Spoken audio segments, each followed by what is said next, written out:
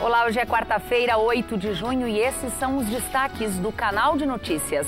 A situação das escolas ocupadas por estudantes há mais de 20 dias. Em Passo Fundo, pelo menos 11 delas ainda continuam sob o comando dos alunos. Quais as principais infrações dos condutores de Passo Fundo? Será que todos os motoristas sabem que podem ser multados pelos semáforos até quando o sinal está verde? A gente fala sobre esse e outros assuntos com o secretário de Segurança Pública, João Darcy Gonçalves da Rosa. Educação em Direitos Humanos no ensino superior é discutida em encontro aqui na UPF. Um sistema que transforma recurso natural em energia. A biorefinaria da UPF, que quer produzir etanol com alga de água doce. E ainda, quais são os chás mais indicados para aliviar os sintomas da gripe? A gente conta hoje, então fique com a gente porque aqui você encontra mais conteúdo.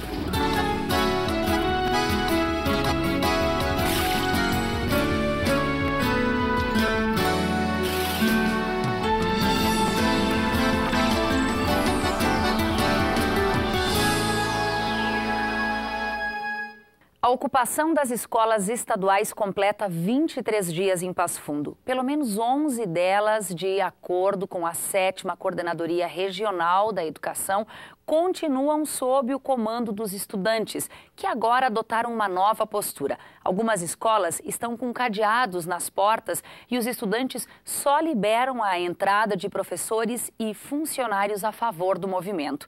Eles buscam preservar a integridade física dos manifestantes e também discutir com mais profundidade uma proposta entregue pelo governo do estado para motivar o fim das ocupações. Uma proposta para a desocupação das escolas foi definida segunda-feira pelo governo do estado e entregue na terça pela 7ª Coordenadoria Regional de Educação às escolas ocupadas em Passo Fundo.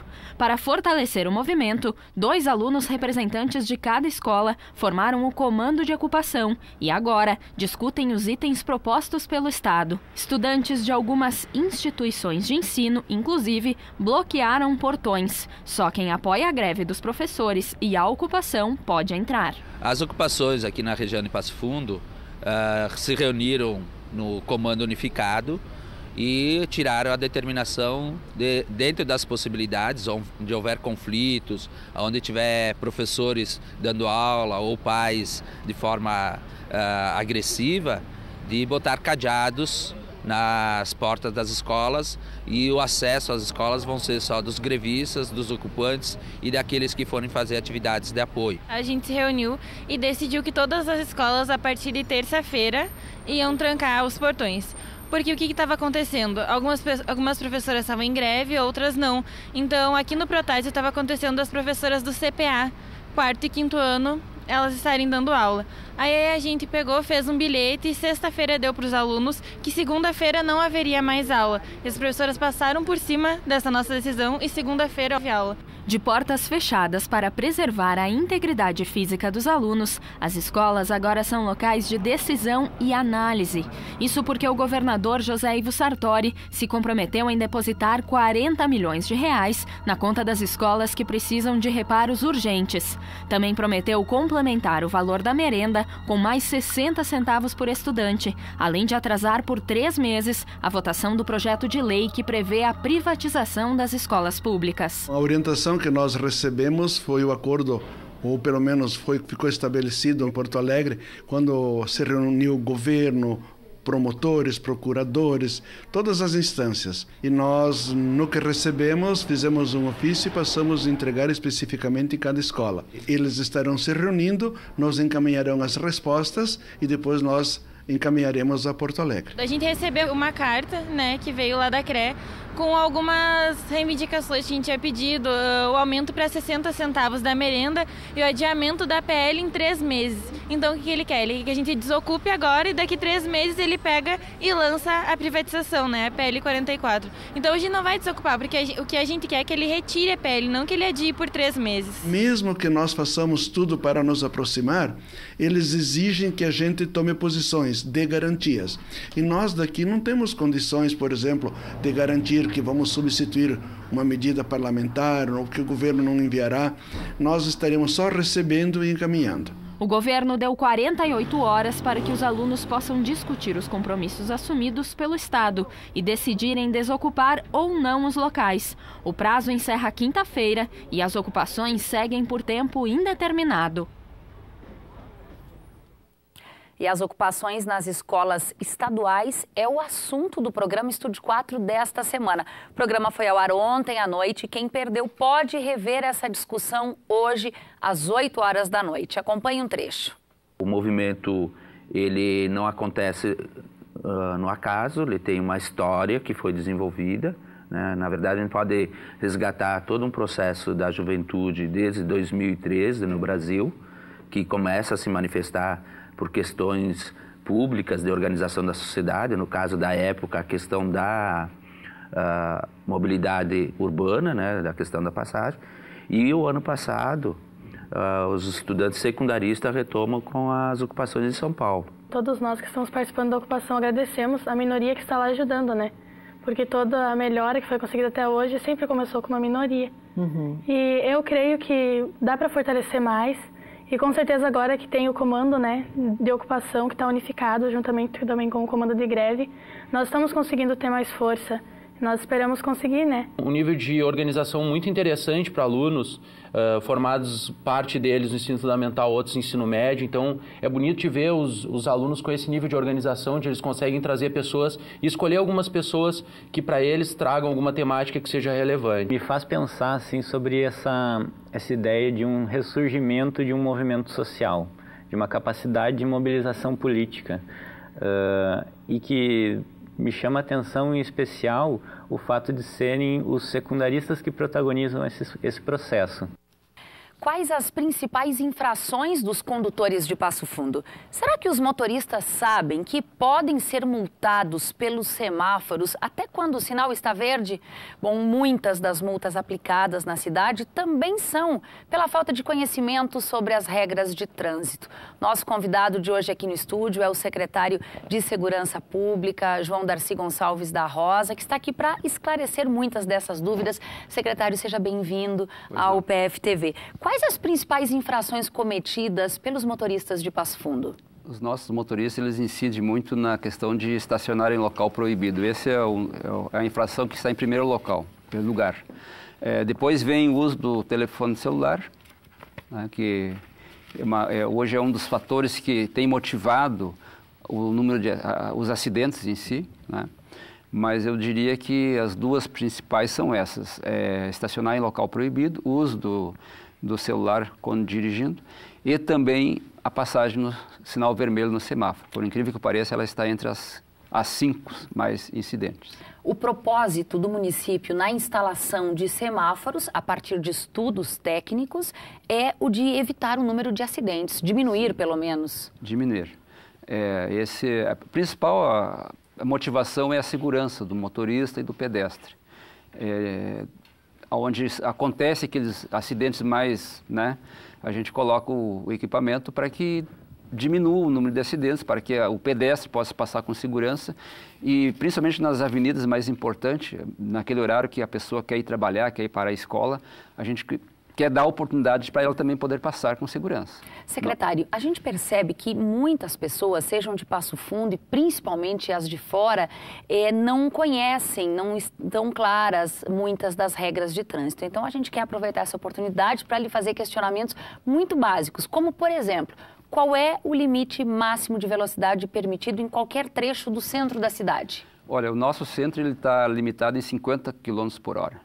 Tá? O centro, principalmente onde nós colocamos os semáforos, nós identificamos essa quilometragem e ele pode passar no semáforo até 50 km por hora. Ou seja, quem vem de outras cidades ou conhece outras regras em que o limite é de 60 km por hora, isso não se aplica ao centro da cidade de Passo Fundo. Não se aplica, exatamente. Nós temos um semáforo que ele está programado para emitir uma autuação àquele motorista que passar acima da velocidade. A nossa velocidade é 50 por hora.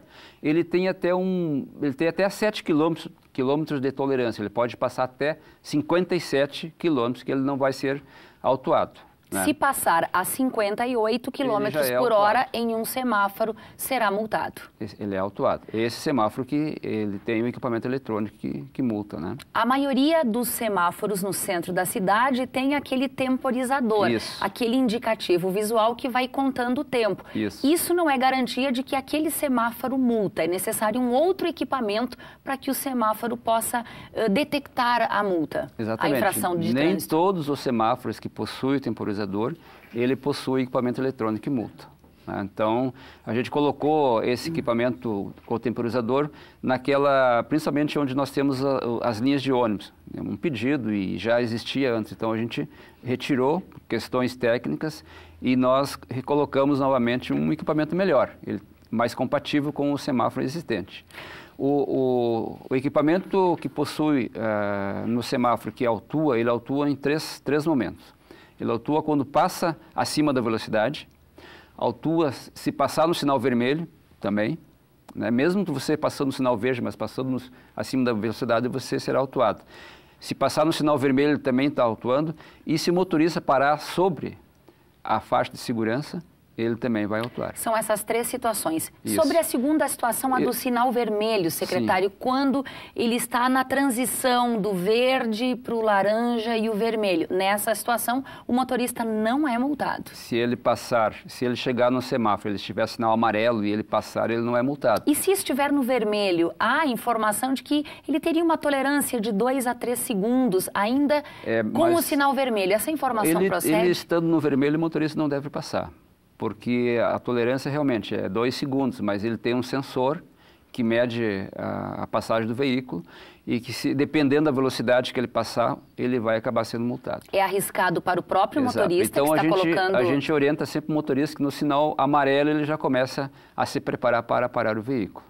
Tem mais uma questão. À noite, quando desligamos o semáforo, ele no sinal piscante, se o motorista passar acima da velocidade permitida, ele também é autuado. Estamos falando de 50 km por hora, que é a velocidade permitida, 57 a tolerância. Exatamente. Esse limite de velocidade vale também, secretário, para as lombadas eletrônicas, muitas instaladas aqui na Petrópolis, por exemplo? A velocidade das lombadas eletrônicas também ela foi programada para 50 km por hora e o motorista tem esse limite e esses 7 km a mais de tolerância. Importante esses esclarecimentos, secretário. Muito obrigada e bom trabalho para o senhor. Agradeço. Obrigada. Bom, a Receita Federal liberou hoje as consultas ao primeiro lote de restituições do Imposto de Renda 2016 e a lotes residuais para quem caiu na malha fina de anos anteriores. O depósito bancário para 1,61 milhão de contribuintes vai ser realizado no dia 15 deste mês. A consulta pode ser feita pelo site receita.fazenda.gov.br.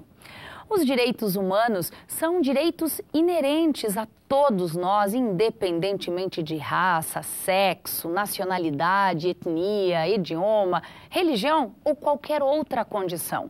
Direito à vida e à liberdade de opinião e de expressão, ao trabalho, à educação, entre muitos outros direitos. E justamente para discutir esse tema, o PF recebe essa semana o 3º Encontro Estadual de Educação em Direitos Humanos na Educação Superior. Discutir e refletir sobre os direitos humanos como um componente fundamental e básico que integra diversas áreas do conhecimento. Esse é o principal objetivo do 3º Encontro Estadual de Educação em Direitos Humanos na Educação Superior, que ocorre na UPF até quinta-feira. Os primeiros encontros foram em 2009 e 2011, tivemos uma interrupção, foram realizados em Porto Alegre, reúnem instituições de educação superior de diversos tipos do estado do Rio Grande do Sul para discutir como fazer com que direitos humanos esteja nos programas de ensino, nas atividades de extensão, nos projetos de pesquisa das instituições de educação superior. A educação em direitos humanos é um tema fundamental para uma instituição de ensino, sobretudo uma instituição de ensino superior. Nós temos que aprofundar esse tema, nós temos a obrigação de discuti-lo, né? De ajudar as pessoas a compreender para que elas possam desenvolver o seu trabalho considerando a questão da dignidade humana em todos os seus aspectos. A programação conta com conferências, mesas de debates e rodas de conversa. A abertura do encontro foi com o professor e ex-reitor da Universidade de Brasília, José Geraldo de Souza Júnior, referência em direitos humanos. Ele, na verdade, é uma referência fundamental no debate de direitos humanos. Ele é professor do direito, é uma das referências do que se chama direito achado na rua, que é uma forma de encontrar o direito não nos livros, não nas normas, mas onde o povo constrói, uma forma mais popular, eu diria. Nada mais importante do que uma figura como ele, que tem toda essa trajetória e, acima de tudo, esse compromisso. A proposta é para onde vamos e com que compromissos, não é? Então, é um tempo de transições, de grandes rupturas, para pensar no caso brasileiro, um tempo limite para a nossa experiência democrática, crise, interpelações e que põe em causa o sentido das lutas acumuladas, né? Direitos humanos é uma questão que tem a ver com qualquer pessoa, com qualquer ser humano. E nenhum estudante que se prepara para atuar como profissional em qualquer área que seja, pode passar no processo de formação sem conhecer esse conteúdo. Onde quer que nós estejamos na educação, nós precisamos ter esse tema como um tema central. Educar para os direitos humanos é construir o significado legítimo das lutas por dignidade humana. E você vai ver depois do intervalo os chás mais indicados para aliviar os sintomas da gripe. Então continue conosco, nós já voltamos.